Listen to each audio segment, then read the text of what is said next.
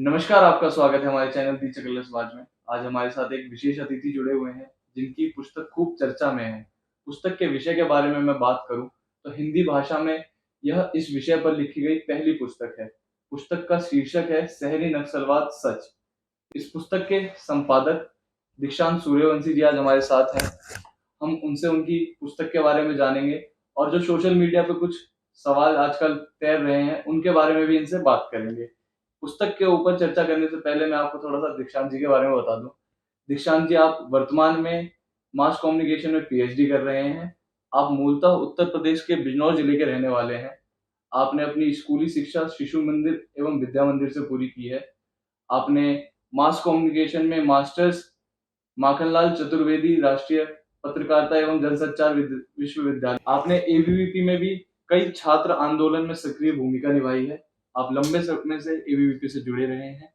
तो दीक्षांत जी, पुस्तक के ऊपर चर्चा करने से पहले मैं थोड़ा आपके व्यक्तिगत जीवन के बारे में जानना चाहूँगा कि आप किसे अपना आइडियल मानते हैं?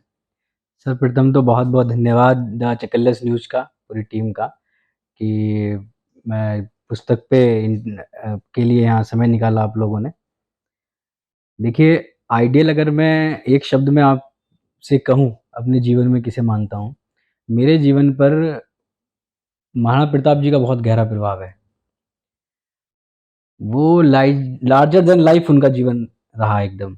स्वाभिमान के लिए हमेशा लड़ते रहे और अपने स्वाभिमान, अपने नैतिक कर्तव्यों से कभी उन्होंने मुँह नहीं मोड़ा। इसलिए पूरा देश ही नहीं अपितु पूरा विश्व उन्हें एक महान योद्धा के रूप में मानता है। तो मेरे सबसे पहले आइडियल वो हैं। मैं भी चाहता हूँ कि मैं भी उनसे प्रेरणा लेकर कभी अपने स्वाभिमान और नैतिक कर्तव्यों से समझौता ना करूँ।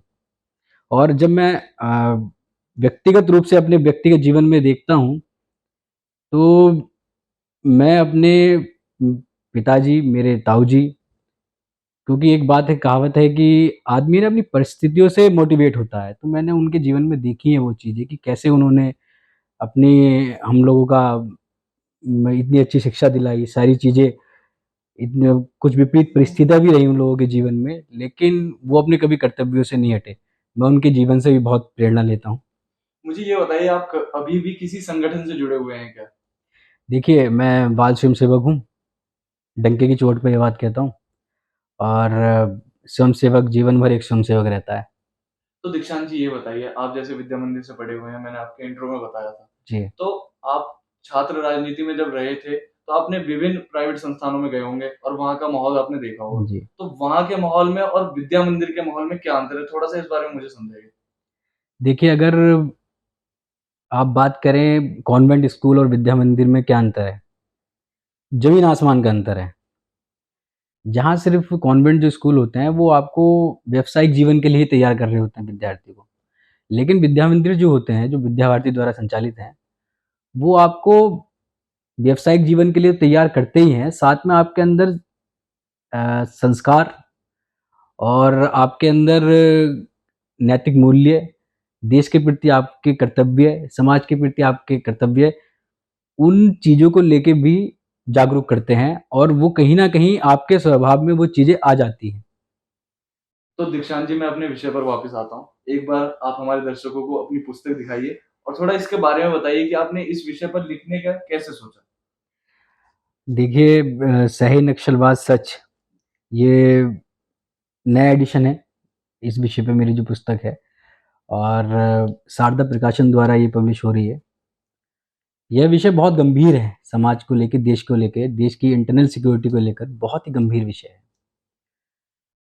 हम जब देखते हैं कि जो मीडिया का एक धड़ा है, जो जुडिशरी में बैठे हुए एक विचार के लोग हैं या फिर आप कहें कि एजुकेशन सिस्टम में बैठे हुए एक विचार के लोग हैं। जो लोग जब अफ़ज़ल गुरु को फांसी हो रही थी, जिन लोगों ने रात में 12 बजे अदालत के दरवाजे खटखटाकर उस फांसी को रोकने के लिए रोक लगाई थी, ऐसे आतंकवादी को फांसी देने के लिए रोक लगाई थी जिसने संसद भवन पर हमला किया, जो लोकतंत्र का मंदिर है। तो वो लोग कौन थे जिन्होंने उसके पक्ष में ये बातें की थी? वो लोग ऐसे बहुत अच्छे मीडिया कर्मी थे, बहुत अच्छे शिक्षाविद थे, बहुत अच्छे अभी जो जुडिशरी में बैठे हुए कुछ लोग हैं, ऐसे लोग थे, बहुत अच्छे समाजसेवी थे। भाई उन्हें क्या ज़रूरत पड़ गई कि वो एक आतंकवादी के लिए उनके मन में सहानुभूति आ रही है? तो कहीं ये जो सफ़ेद पोश जो लोग हैं, जो यहाँ महानगरों में बैठकर आतंकवादियों का, नक्सलियों का साथ देते हैं, वो ही शहरी नक्सली हैं। उन लोगों को हम जस्टिफ़ाई एकदम नहीं कर पाते। जो ग्राउंड ज़ीरो पे नक्सली काम कर रहा है, उसको तो हम जस्टिफ़ाई कर लेते हैं, लेकिन ऐसे लोगों को हम कैसे जस्टिफ़ाई करेंगे, जो हमारे बीच ही बने हुए हैं, हमारे साथ ही रहते हैं। तो उन लोगों को एक्सपोज़ करने के लिए ये पुस्तक हमने संपादित की है। तो इस विषय के बारे में कहीं आपने इसलिए तो नहीं सोचा कि आपका बैकग्राउंड संघ से है, आप विद्यार्थी परिषद से रह चुके हैं, आप इस बारे में जानते थे कि अब थोड़ा-सा इस बारे में लिखेंगे तो हाइलाइट हो जाएँगे। कहीं इस चक्कर में तो इस विषय को आपने नहीं चुना है? देखिए आदित्य जी, बात ये है कि जब देश की सुरक्षा का विषय है, तो एक हर आम नागरिक को जागरूक हो जाना चाहिए और निश्चित तौर पर संघ की विचारधारा, परिषद की विचारधारा ने इस मेरे विचार को और बहुत मेरा साथ दिया, पुष्ट किया मुझे वैचारिक रूप से कि इस विषय में मुझे काम करना चाहिए। लेकिन ये एक देश के नागरिक होने के नाते, एक छात्र होने के नाते मैंने इस विषय पे लिखने का सोचा कि भई देश की इतनी बड़ी इंटरनल सिक्योरिटी का मामला है, तो लिखना चाहिए। मैं अभी बॉर्डर पे जाके मैं एक फ़ौजी तो हूँ नहीं कि वहाँ लड़ सकता हूँ, लेकिन मैं समाज के बीच रह के अपना योगदान दे सकता हूँ कि हमारे देश को जो तोड़ने वाली ताकतें हैं, उनको कैसे एक्सपोज़ किया जाए। तो इसलिए ये तो दीक्षांत जी मुझे ये बताइए, हमने इस विषय के बारे में बहुत चर्चा कर ली, परंतु अभी तक हम मेन विषय से भटक गए हैं। जी। हमने अभी तक यही नहीं जाना कि शहरी नक्सलवाद और पारंपरिक नक्सलवाद में क्या अंतर है? और ये हमारे एक श्रोता का सवाल भी था कि आप थोड़ा-सा शहरी नक्सलवाद और पारंपरिक नक्सलवाद के बीच में कुछ डिफरेंस बताएँ और थोड़ा-सा इसे विस्तार में समझाएँ ताकि वो भी आराम से समझ पाएँ। देखिए, जैसे मैंने अभी बताया, एक उदाहरण दिया आपको, शहरी नक्सलवाद जो शहर में रहने वाले नक्सली लोग हैं, जो अच्छे संस्थानों में काम कर रहे हैं, एनजीओ के माध्यम से फंड पा रहे हैं और एक उन्होंने एक सफ़ेद चोला ओढ़ रखा है, जो उसके व्हाइट कॉलर जॉब्स में जो वहाँ अधिकारी जी, हैं। व्हाइट कॉलर जॉब में जो अधिकारी हैं और उन्होंने एक सफ़ेद चोला ओढ़ रखा है कि उन्हें वो सम्मानित जगह बैठे हुए हैं, उन लोगों पे कोई शक नहीं कर पाएगा। लेकिन वो काम वो ही कर रहे हैं, देश को तोड़ने वाला काम कर रहे हैं, जो नक्सली हमारे दंतेवाड़ा के क्षेत्र में हो या फिर जो भी नक्सली इलाके हों, वहाँ हमारे आम नागरिकों को मारकर, हमारी फ़ौजियों को मारकर जो काम वो लोग कर रहे हैं, ये भी यहाँ बैठ के यही काम कर रहे हैं। अंतोगत्वा उन लोगों को फंडिंग और उन लोगों को हथियार, उन लोगों को उनका रोड मैप, उनको विचार कौन प्रदान कर रहा है? उन नक्सलियों को, आतंकवादियों को? यही लोग तो कर रहे हैं, यहाँ बैठ के। भाई उनकी फंडिंग की व्यवस्था कौन लोग कर रहे हैं? ये जितने सही नक्सली हैं, वही लोग कर रहे हैं। तो दीक्षांत जी, आपने अभी जैसा ज़िक्र करा कि आप कॉलेज संस्थानों में शहरी नक्सलवादी बैठे हुए हैं। तो आप छात्र राजनीति में भी रह चुके हैं, तो क्या कभी आप इनसे टकराए हैं? थोड़ा हमें इस बारे में बताइए। बहुत बार आई थी जी, तो बहुत बार। कैसा सामना हुआ था आपका? क्या मतलब लड़ाई वगैरह या फिर उन्होंने आपको धमकी दी थी? कुछ इस तरीके से मतलब थोड़ा विस्तार में बताइए जिससे समझ पाएँ वो लोग कि कैसा आपका आमना-सामना हुआ था? देखिए, ऐसे छुट-मुट घटनाएँ तो बहुत हुई हैं कि आंदोलन के समय हुई हैं बहुत सारी चीज़ें और लेकिन एक चीज़ का जो सबसे ज़्यादा प्रभाव है मतलब आपको मैं बताऊँ, एक बार जब मैं यहाँ माखनलाल चतुर्वेदी विश्वविद्यालय में पढ़ रहा था, मास्टर्स के मैं सेकंड ईयर में था, तो हमने एक प्रोग्राम कराया, डिबेट प्रोग्राम राम मंदिर को लेके हमने कराया। तो क्या हुआ कि बहुत अच्छा प्रोग्राम हुआ। सब युवाओं ने, छात्रों ने, छात्र-छात्राओं ने बहुत अच्छे से उसमें बढ़-चढ़ के भाग लिया। लेकिन जो एक कम्युनिस्ट विचार के जो लोग थे, उन्हें वो चीज़ पसंद नहीं आई कि भई किसी पत्रकारिता संस्थान में भगवान राम के नाम पे चर्चा हो रही है। क्योंकि जब वो लोग ये मानते थे कि ये जो पत्रकारिता संस्थान है और ये सब चीज़ें हैं, ये उन लोगों की विचारधारा की बपौती हैं, उनके हिसाब से ही चलेंगे। लेकिन हमने श्री राम के विषय पे वहाँ चर्चा कराई तो उन लोगों को बड़ा खला ये बात और उन लोगों ने कई न्यूज़पेपर में, कई मीडिया चैनल में इसकी नेगेटिव न्यूज़ फैलाई कि इन लोगों ने मतलब श्री राम के नाम पे चर्चा करा दी तो कोई अपराध कर दिया। और मुझे मतलब एक तरीके से विलन टाइप बना दिया कि भाई कि इस तरीके की घटना चर्चा कराने वाला ये लड़का है और ये पत्रकार कैसे बनेगा, ये तो वैसे ही एक क्या कहते हैं कि धर्म और इन सब चीज़ों को प्रमोट करता है। एक तो मतलब कम्युनिटी को प्रमोट करता है। हाँ, मैंने उस दिन उनसे कहा कि भाई भगवान राम पर बात करना कोई गलत बात है क्या?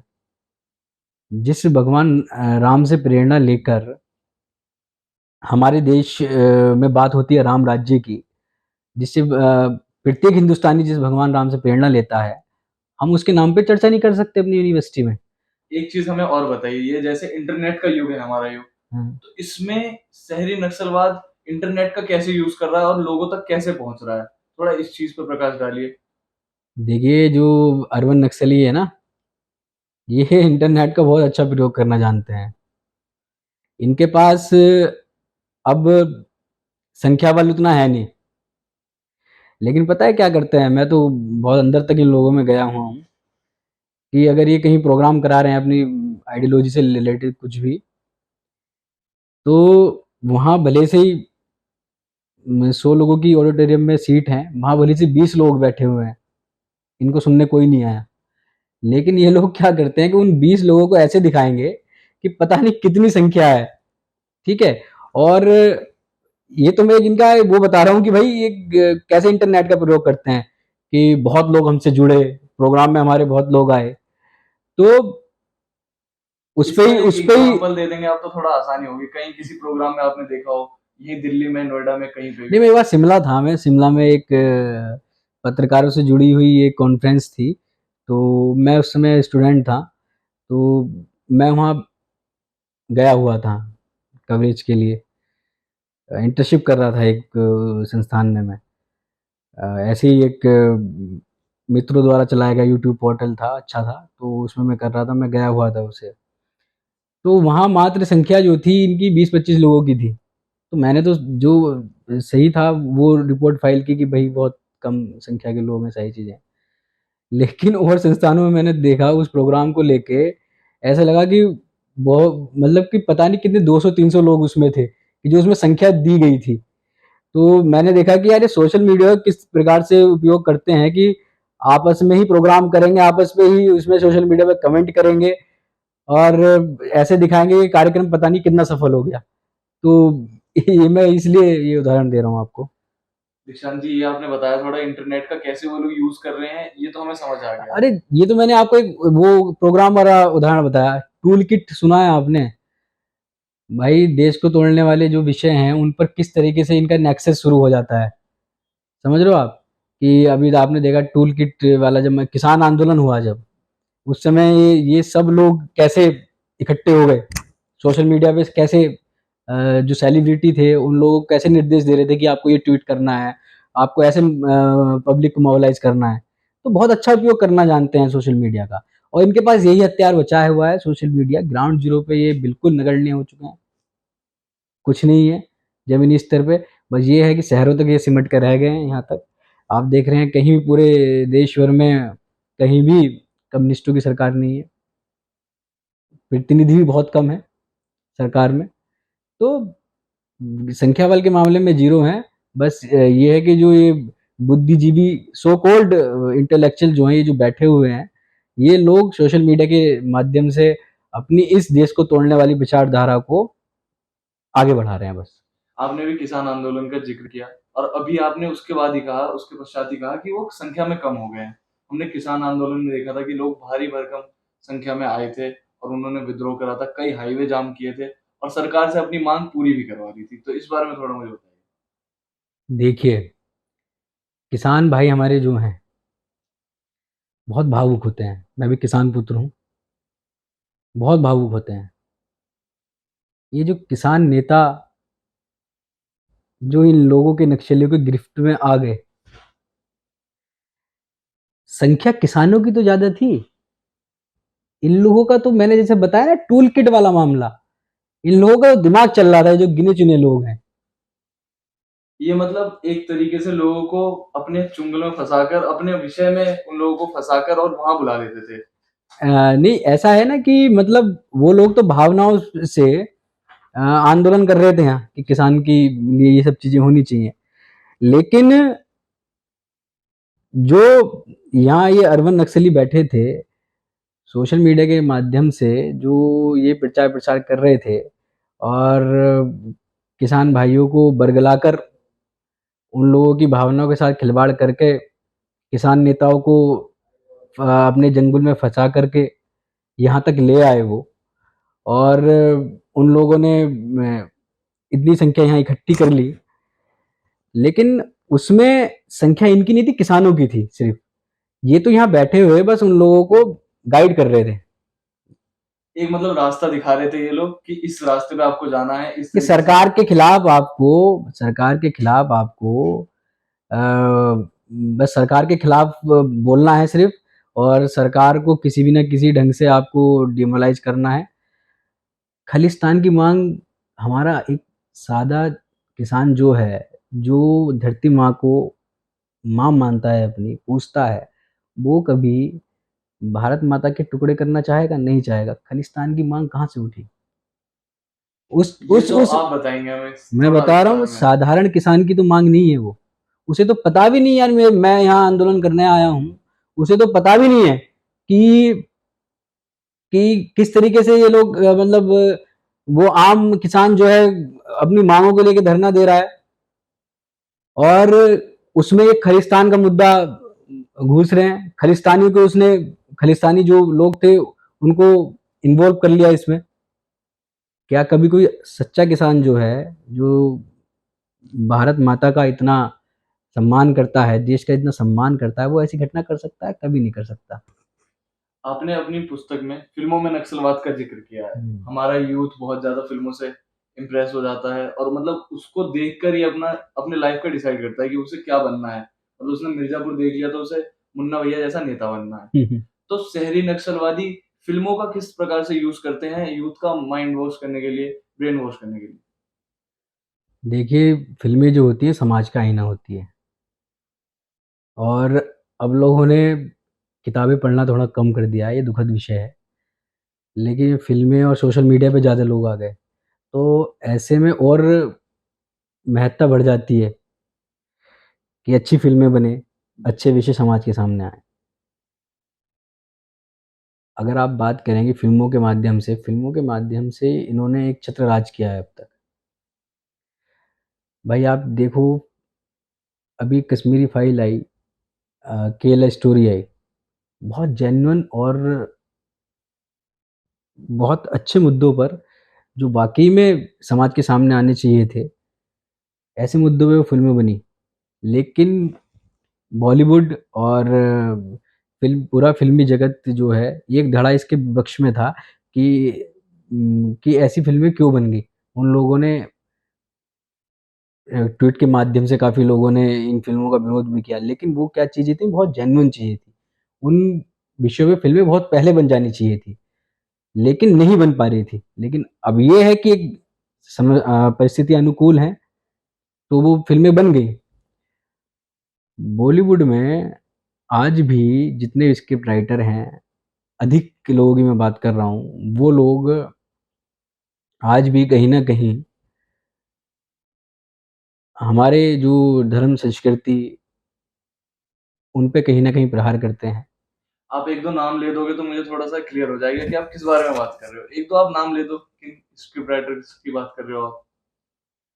देखिए, नाम लेना तो वो तो समाज खुद ही समझ जाता है, नाम लेना तो किसी का उचित नहीं है, मैं किसी का नाम नहीं लेना चाहता हूँ। लेकिन आप देखते हैं ना कि बहुत सारी फ़िल्में ऐसे बनती हैं, जिसमें क्या कहते हैं कि हमारे जो धर्म और पीके मूवी आई थी, कितना मज़ाक बना उसमें, धर्म का कितना मज़ाक बनाया गया, ठीक है? इस तरीके की बहुत मूवी हैं कि जिसमें धर्म और संस्कृति को लेकर, देश को लेकर मज़ाक बनता है। तो ऐसे लोगों को एक्सपोज़ करना चाहिए मेरा यही कहना है। आप युवाओं को, भारत के युवाओं को आप अपनी इस पुस्तक के माध्यम से क्या संदेश देना चाहते हैं? थोड़ा-सा साफ शब्दों में बताइए हमें।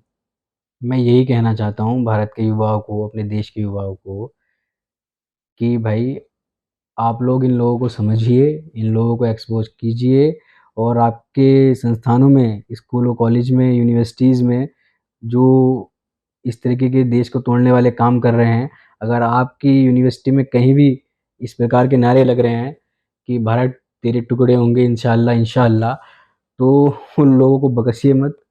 उन लोगों को अपने कानूनी रूप से उस पे कार्रवाई होनी चाहिए। मुँह तोड़ जवाब दीजिए उन लोगों को।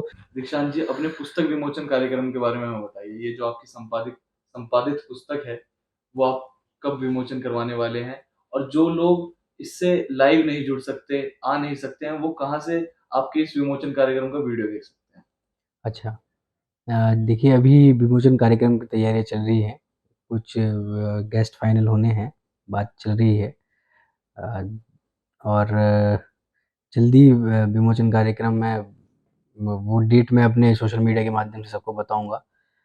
और जो जुड़ना चाहते हैं विमोचन कार्यक्रम में, वो जिस संस्थान में भी वो प्रोग्राम हो रहा होगा, उसके यूट्यूब चैनल पे जा सकते हैं और आपके यूट्यूब चैनल पे वो जा सकते हैं। मैं आपको आमंत्रित करता हूँ उसके लिए अभी से, वहाँ वो देख सकते हैं। बहुत-बहुत धन्यवाद दीक्षांत जी। और थोड़ा-सा ये भी बता दीजिएगा हमारे दर्शकों को कि वो पुस्तक कहाँ से प्राप्त कर सकते हैं? अगर उन्हें ऑनलाइन चाहिए तो वो किस-किस प्लेटफ़ॉर्म से पा सकते हैं? और अगर उन्हें ऑफ़लाइन चाहिए, डिलीवरी मंगवानी है तो वो किस तरीके से मंगवा सकते देखिए, पुस्तक जो है अमेज़न पे और फ्लिपकार्ट पे दोनों पर आ चुकी है। लेकिन अभी उसकी हमने बुकिंग स्टार्ट नहीं की है, रजिस्टर्ड हो चुकी है।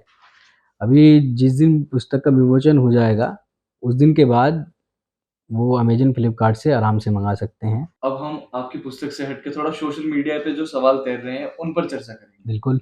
जब से पीएम मोदी ने यूसीसी यूनिफ़ॉर्म सिविल कोड पर अपना बयान दिया है, उसके बाद से वो विषय काफ़ी चर्चा में आ गया है। तो इस बारे में आप थोड़ा बताइए कि आपको क्या लगता है यूनिफ़ॉर्म सिविल कोड लागू होना चाहिए? और अगर लागू होना चाहिए तो क्यों? क्योंकि कुछ लोगों को ऐसा लगता है कि अगर वो लागू हो जाएगा तो उनके अधिकारों का हनन हो जाएगा। देखिए, हमारा देश जो है संविधान से चलता है और समान नागरिक संहिता ये अब राजनीति के चक्कर में बहुत लेट हो गई। ये तो पहले ही लागू हो जाना चाहिए था। स्वामी श्यामा प्रसाद मुखर्जी ने पहले ही कहा था। उन्होंने कहा था कि एक देश में एक दो विधान, 2 निशान, 2 प्रधान नहीं हो सकते। अ, वर्तमान भारतीय जनता पार्टी की सरकार ने एक कश्मीर वाली समस्या को तो बहुत हद तक सॉल्व करने का प्रयास किया है आर्टिकल 370 हटाकर। और अब रही कि 2 संविधान वाली बात कि भई यूनिफ़ॉर्म सिविल कोड भी एक उसका ही हिस्सा है कि हमारे देश में हम जो हिंदू लोग हैं, हम फ़ॉलो कर रहे हैं कि संविधान को और जो अन्य धर्मों के लोग हैं, वो अपने अपने शरीयत के हिसाब से चल रहे हैं। भई जब समान देश में रह रहे हैं, तो एक संविधान से चलना चाहिए, नहीं चलना चाहिए? तो ये तो बहुत पहले लागू हो जाना चाहिए था, बहुत ज़रूरी है समाज के लिए और बीजेपी के मैनिफेस्टो में ये बात 1952 से ही है कि यूनिफ़ॉर्म सिविल कोड जो है, वे भारतीय जनता पार्टी काम करेगी और इस समय बहुत मजबूत इच्छा शक्ति की सरकार है। इस वक़्त तो एक हो ही जाना चाहिए लागू और ये समाज के हित में भी है और हमारे मुस्लिम बहनों के हित में भी ये बात है। सोशल मीडिया पर आदिपुरुष फ़िल्म पर भी बहुत चर्चा हो रही है। तो क्या आपने आदिपुरुष फ़िल्म देखी है? और देखी है तो इस पर आपका क्या रिएक्शन है? थोड़ा इस बारे में हमें बताइए। आदित्य जी मुझे नहीं लगा कि मुझे ₹300 बर्बाद करने चाहिए। तो मैंने उसकी इतनी जब क्लिप्स देख ली छोटी सोशल मीडिया पे कि मैंने जब हनुमान जी का ही रूप देखा उसमें, मैं कहा भाई क्या बना दिया इन लोगों ने। हनुमान जी कितने तेजस्वी हमने देखा है कि एकदम कानों उनके में मुँह से कुंडल तेज प्रकट होता है। तेज प्रकट होता है, कानों में कुंडल और इतने बलवान और चेहरे पे चमक हनुमान जी का वो रूप होता है और इन लोगों ने किस ढंग से हनुमान जी को वहाँ प्रस्तुत किया और किस तरीके के संवाद उनसे बुलवाए। तो ये जो गलती की है मनोज भाई ने, इसे तो भई वाक़ई में उनसे ऐसी उम्मीद नहीं थी।